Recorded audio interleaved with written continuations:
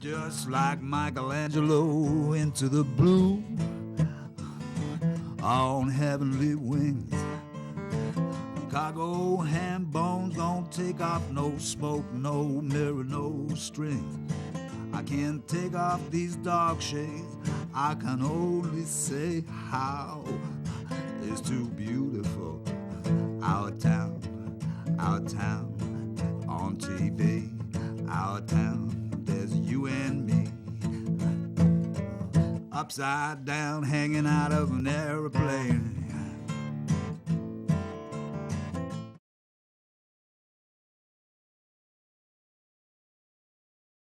Welcome to our town, and I'm your host, Larry Frost. We have a great show for you today, and it's another beautiful day.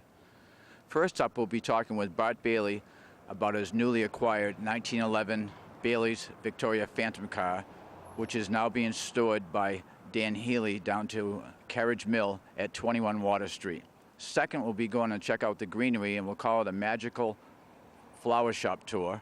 And third, we'll be going up to the Upper Mill Yard to see some pigeons, some ducks, and to check out the waterfalls. So let's get started.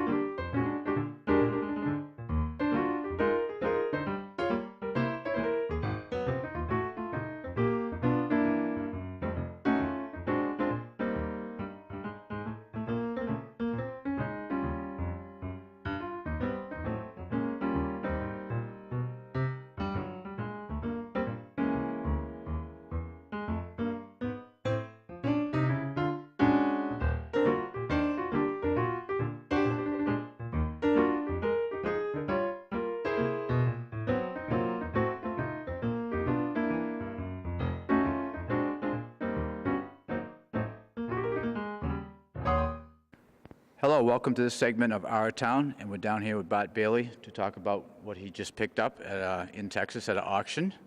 How are you, Bart? I'm fine, thank you. Thank you for doing this interview. Anytime. She's a beauty. It's a 1911, correct? 1911 Bailey Electric Phantom model, Victoria Phantom. Made right here in Amesbury. Made in Amesbury, maybe a half mile from here over on Chestnut Street. The building has been torn down now, but I believe part of the Baron Bonney building was part of that building. This is a real beauty. We're pretty happy to get it. It's a different model from the other one that we have, which is a 1913. That was a Roadster. Mm-hmm. And this being the Phantom model kind of covers the different ones that they had and made over that period of time. Now this is a beauty right here. The picture is people that actually made this type of car, correct? Yes, that's a picture that came out of the book Sun on the River. It's a picture of Bailey Company employees in one of the factories at the time. I couldn't list any of the people in there now other than my great-grandfather is in there, but there is a book that we do have all the names written down of who those gentlemen are. Now, do you know about how many volume-wise it was produced? Everybody asks. This car is starting to give us an idea. We believe on the stamp that's on the plate on the dashboard here, the 178 must mean that this was the 178th car. At least 178. Yeah, at least 178. And I'm thinking that it had to get up there pretty high, you know, whether it's 500 to 1,000. Because in the 1912, 13, 14, when they were really making quite a few of them. So add a few years to this, I think that's probably what happened. Now, some of the unique things you can see from the front is the small horn, I noticed. Yeah, that's on the other car, it's a Clarkson-type horn. I'm pretty sure that is where it was and the place it should be. The horn on the front.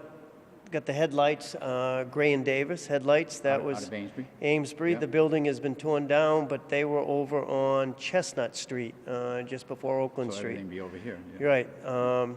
The other thing out front here is this bronze axle. We haven't seen that on any of the other cars, and there are only 3 others that we know of in existence. And I haven't even really looked at the other car that we have, the 1913, to see if it happened to be painted the axle we have. I don't think so. This seems to be a little unique, and still don't know why or how it changed or what the reasoning was. And it has wooden spokes? Wooden spokes, yep. Can't tell you, this one needs to have a little rehab done because the spokes have shrunk a little bit, so we need to tighten up the wheels. But yeah, they've been all restored here and they look beautiful. Now the other thing is, we did mention it's an electric car, but do you know any specs of how the motor was built for the electrics and horsepower and all that stuff? The motor that's in this is a GE built. It's DC voltage. This car is powering it with to 60 volts of DC. There's 5 12-volt batteries in here in series to create the 60 volts. And I believe this GE motor was patented in the vicinity of 1890. Wow. There's been Just different hard to fathom, patent. yeah. The original patent was 1890, whether that one's a 1900 or whatever, but they're all pretty much the same GE motor that are in them. And the volume's up, the speed will be up on top Speed here? control is on top. As the time progressed with the cars, it changed. This one is a 4-speed forward, 1 reverse. The 1913 we have is a 6-speed forward, 2 reverse. So as time went on, they kept revolutionizing and getting better. This is a beauty. You have to be here to thank you for the privilege to be able to stand next to it. I won't touch it. There's no windshield. That's pretty impressive. There's no windshield. This was kind of a little dashboard thing they did at the time. Pre the 1913 one we have. The 1913 one, they created a windshield on it. This was kind of taken from the carriages. The little dasher they put on the carriages to keep the horses from kicking up dirt and stuff. So then we turned around and, well, I didn't do it, my family did, put this dasher on, and then they progressed to the windshield. Now, is it Colonel Bailey was your great-great-grandfather? Is that how it goes? Boy, you're testing me. You on the spot, No, Colonel Bailey was the one involved with the cars. Okay. Yeah. He turned around and had everything to do with the cars, and then he was the one that produced this. He is my great-grandfather. Spanish-American War, was it? He was in the Spanish-American War, yeah. yes. Now, did he start with the buggies first, and then it went over to the cars? Was he part of both? Yes, he was part of the carriages. The family business started in 1856 with his father. Just before the Civil War, yeah. And he became a partner in the business in the 1880s. So there was how many plants can you remember? Oh, most of the brick buildings in Amesbury at one time, I shouldn't say more, a lot of them. This building, the building next door, were part of the Bailey Company. When the cars were being done, it was one building over on Chestnut Street. And your view is, you can't capture it, but it's unbelievable to be next to the car that was built in 1911. But the second thing is be in buildings that actually created it, so you can almost get the feel what it must have been like to build on this thing as an assembly line. I don't know how much of an assembly line it was, but yeah, it's kind of neat to be in the old buildings and see the car come back, 100 years later, to be right in the area where it was built and put together, and try to preserve some of this history so future generations will get to see it. How did you find out about the auction? Where it was in Texas, but how did you find out about it? We had taken the other car to a good friend, Jeff Pickard, asked us to bring it to a car show in Rye. So my friend Ozzie Morrill and I took it to Rye, and we spent the day there, and a gentleman came up and told us he knew of a car that was going to be auctioned, and I kind of was skeptical, but asked him if he had any information to bring it to me. Mm-hmm. And the next day he came to my office, showed me the magazine, and this car, we knew it existed, I just didn't know it was being auctioned. Yeah. And it was being done in Texas, so we decided to go down. I'm not going to ask the price, but the funny story he was telling me, I got to make sure you stay right here. A gentleman from Australia was bidding against you. It was a phoned-in bid. He had phoned in a maximum price. So it wasn't a given deal you were going to bring it back here. That's what makes the story so exciting. No, it wasn't a given deal. He had phoned in, and we didn't realize it, but every time, and we're not big on auctions, but every time we bid, the price just went up. It automatically went up, and we're looking around, and you couldn't figure out who it was, but he wasn't there. They just knew there was a maximum, so the price just automatically went up every time you bid. But we did end up with it. The owner of legal record of this car is my cousin, Jonathan Bailey, and if he hadn't been with us, it probably wouldn't have happened because I was getting cold feet. But the family, a bunch of the family members, people have been donating money. We're trying to keep it down so not one person's carrying too big a number on it. And it's because the goal is to have them so no one's going to realize anything after the fact. And whatever they spend, it's not like they're going to make money on it. So the goal is just to have them available for future generations to see. And I want to thank you. Before I go down that road, I just wanted to ask a few more questions of the car, because I do want to make sure before we leave here, I thank you for pursuing this. This is excellent for the town of Amesbury, to bring it back to where it was made. It will also probably in the future go to the Carriage Museum, but I want to talk about that after we go through here. Now, you have 2 chains in the back, right? Two chains. The GE motor drives a silent Morse chain, which goes to the axle, and then off of the axle, each chain runs the wheel. Okay. The posi traction, I'm not quite sure how they create that as you turn. You'll be laying rubber all over. But there is a little differential there for when you're turning. One brake light, or one light in the rear anyways. One light, I'm not sure if. Again, we need to do a little more research what's out there for lights. My car, the 1913, has no tail lights on it. And only these headlights, no blinkers, a horn, and that's about it. And that's why they had goggles all the time. You see the old jackets here with a hat with the goggles. None of you really them need had it. hard tops of anything like that. A lot of them, this one doesn't have it, but they were all a canvas type top that went up and covered over people in it. But Well, that's about it here, but I want to make sure I do thank you very much, seriously, about this. We kid around a lot, so it's hard to be serious on camera, but I really want to thank you for taking the effort to bring it back. And some of the visions we have is the Carriage Museum will be operating down here next to the transportation building. So this whole lower milliard, I guess they talk about, maybe 5 or 10 years is going to be grand down here, I think, with the car and other automobiles, hopefully, that we can bring in here of Amesbury's past and the hard work. We're a labor type of community. Yeah, I mean, it's a labor-type community. The Carriage Museum, I mean, the whole lower milliard, they're working right now to see this come to fruition, and the whole down, this lower milliard should crank right along and come up. And we need to have a carriage museum. We need to have a place to keep the history for all the carriages. It was the carriage industry of the world. Yep. I mean, and if we don't do it now, we're going to lose a lot of that history and everything that goes with it. So, without putting you on too much of a spot, do you know when this will be open for people to view, other than through the window? I don't. I think this summer, when my cousin gets back and he's around, I think, the thing will be out for different functions. People will call and ask us to either bring the car or cars by. I know that we'll probably plan some major family gathering once or twice this summer, so people can bring children and take their pictures, a lot of the grandchildren and great-grandchildren, and et cetera. But Amesbury Days, it's out, and whatever there is. You'll have to drive one to Amesbury Days, go back, get the other one, bring it back again. I'm sure I can find drivers. They're all over the place, right? I can find drivers, sure. Well, thank you very much, Bart. And I'm serious when I say this. Thank you so much for going out and making a strong effort to bring this back to the town. This is just amazing. I hope that you get a chance to see the pictures we're delivering, but you'd have to be here just to go like that and enjoy. Thank you very much. All right, thank you. On to the next segment.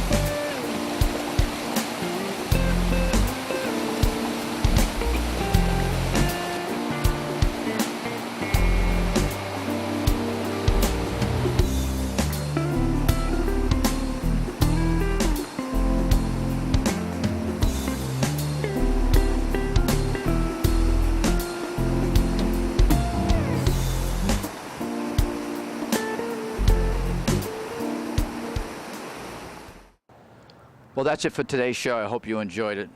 I want to thank Bart Bailey and the Bailey family for acquiring the 1911 electric car, and also thank Dan Healy for letting the car be stored at his Carriage Mill building at 21 Water Street. Also, I want to thank Terry from the Greenery for all the excellent flower arrangements he makes. And third, I do want to thank the DPW and the town of Amesbury for keeping the upper mill yard so beautiful. So if you're not doing something, you want to bring the family through, feed some ducks, pigeons, and just get a beautiful view of the Powwow River, stop by sometime. Well, that's it for today's show. Work hard, stay healthy, and please take time to care for someone from our town. Bye-bye, we're out of here. Just like Michelangelo into the blue on heavenly wings. Cargo ham bones don't take off, no smoke, no mirror, no strings. I can't take off these dark shades, I can only say how it's too beautiful. Our town on TV, our town, there's you and me. Upside down, hanging out of an airplane.